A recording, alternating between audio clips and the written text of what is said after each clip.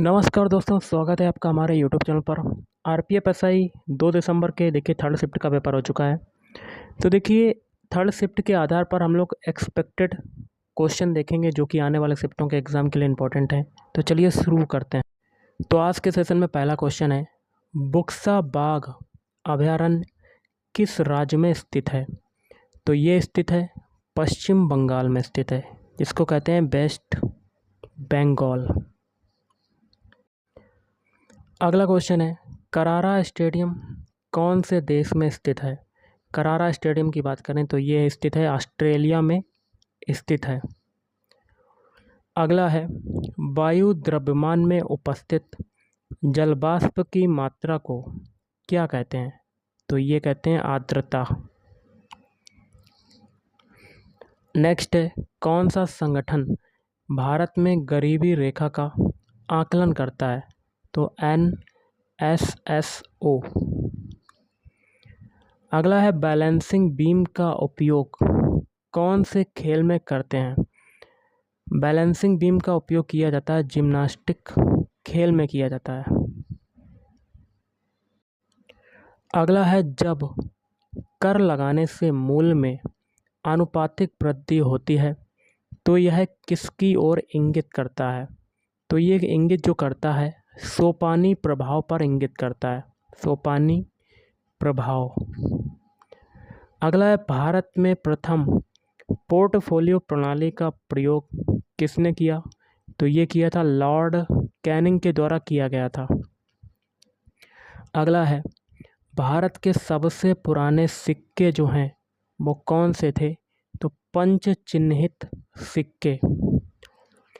अगला है, जीवन जीने के लिए पृथ्वी की सबसे ऊपरी परत कौन सी है?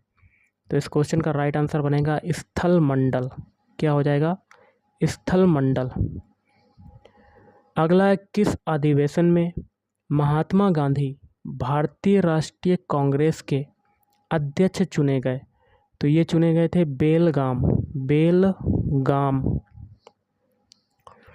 अगला है, grand old man of India के नाम से कौन जाना जाता है? तो दादा भाई नौरोजी जाने जाते हैं, दादा भाई नौरोजी। अगला है, निम्न में से कौन सा ज्वालामुखी द्वीप बंगाल की खाड़ी में स्थित है? तो ये हो जाएगा बैरन द्वीप। कौन सा हो जाएगा? बैरन द्वीप। अगला है, कोबरा कोयला खान किस राज्य में पाए जाते हैं? तो ये पाए जाते हैं छत्तीसगढ़ राज्य में पाए जाते हैं, छत्तीसगढ़।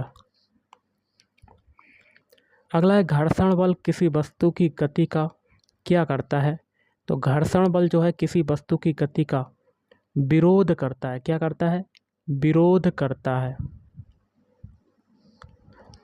अगला है, द्वितीय गोलमेज सम्मेलन के समय भारतीय राष्ट्रीय कांग्रेस के एकमात्र प्रतिनिधि कौन थे? तो ये हो जाएंगे महात्मा गांधी। कौन थे? महात्मा गांधी। अगला है, भारत की सबसे बड़ी खारे पानी की जो झील है उसका नाम बताओ। तो उसका नाम हो जाएगा चिल्का झील। कौन सी झील हो जाएगी? चिल्का झील। अगला, निम्न में से कौन से रसायन से फल की सुगंध आती है? तो ये हो जाएगा एस्टर। अगला, राज्य मानवाधिकार आयोग के अध्यक्ष की नियुक्ति किसके द्वारा की जाती है? तो ये की जाती है राज्यपाल के द्वारा की जाती है, राज्यपाल। अगला है, अखिल भारतीय कामगार संघ कांग्रेस के प्रथम अध्यक्ष का नाम बताओ। तो ये हो जाएंगे लाला लाजपत राय। लाला लाजपत राय। अगला, राष्ट्रीय मानवाधिकार आयोग किस मंत्रालय के अंतर्गत आता है? तो ये आता है गृह मंत्रालय के अंतर्गत आता है। नेक्स्ट, सौरमंडल का सबसे कम घना ग्रह कौन सा है? नाम बताओ। तो ये हो जाएगा शनि ग्रह, शनि ग्रह। अगला है, भारत का सबसे बड़ा डेल्टा कौन सी नदी बनाती है? तो ये बनाती है गंगा नदी बनाती है, गंगा नदी। अगला, फेडरल कोर्ट ऑफ इंडिया की स्थापना कब हुई? तो वर्ष 1937 में हुई।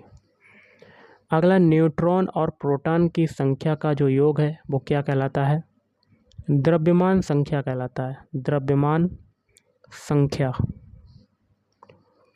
अगला है, विश्व का सबसे बड़ा समुद्री तट जो है वो किस देश में स्थित है? तो ये स्थित है कनाडा में। अगला है, इनमें से कौन सा नृत्य भारतीय संगीत पर आधारित है? तो ये आधारित है कथक नृत्य। अगला, अगस्त प्रस्ताव कब हुआ था? तो ये हुआ था वर्ष 1940 में। अगला, बैफिन द्वीप किस महाद्वीप में स्थित है?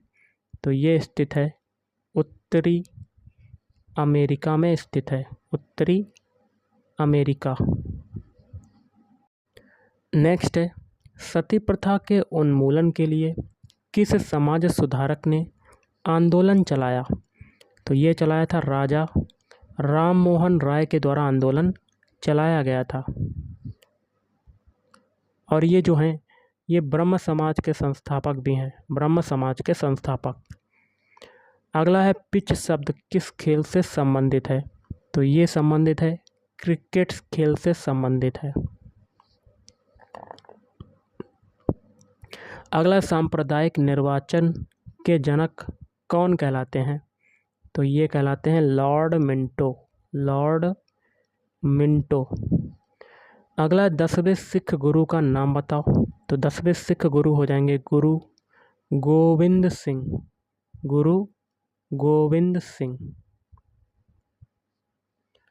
अगला, विजय स्तंभ की स्थापना किसने की थी? तो ये की थी राणा कुंभा के द्वारा की गई थी विजय स्तंभ की स्थापना। अगला, भारत के राष्ट्रपति का जो कार्यकाल है वो कितना होता है? तो वो होता है 5 वर्ष का होता है। कौन सी ग्रंथि इंसुलिन उत्पन्न करती है? तो पेनक्रियास कहते हैं इंग्लिश में। तो अग्नाशय उत्पन्न करती है इंसुलिन। कुछ हम लोग इम्पोर्टेंट क्वेश्चन और देख लेते हैं जो कि आने वाले शिफ्टों के एग्जाम के लिए इम्पोर्टेंट है। तो देखिए, विटामिन से क्वेश्चन आ सकते हैं, जैसे कि आपका है विटामिन ए।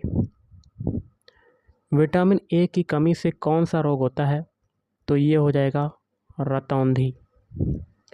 ओके, और इसका जो केमिकल नेम होता है वो क्या होता है? रेटिनॉल। और फिर आता है विटामिन बी, विटामिन बी। इसकी कमी से कौन सा रोग होता है? Beriberi. और इसका केमिकल नेम क्या होता है? थायमिन। अगला है विटामिन सी।